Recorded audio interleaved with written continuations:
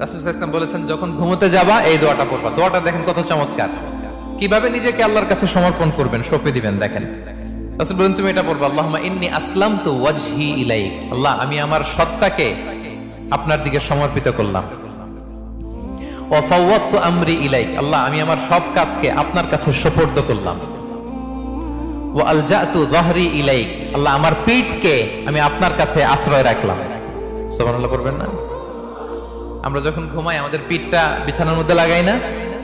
আল্লাহ আমার সত্তাকে আপনার কাছে আমি সমর্পিত করলাম, আল্লাহ আমার সব কাজকে আপনার কাছে আমি সঁপে দিলাম, আল্লাহ আমার পিঠটাকে আপনার কাছে আমি আমানত রাখলাম।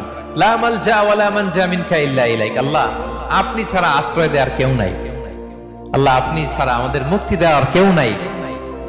আল্লাহ আপনি যে রাসূল পাঠিয়েছেন সে রাসূলের প্রতি আমি ঈমান আনলাম।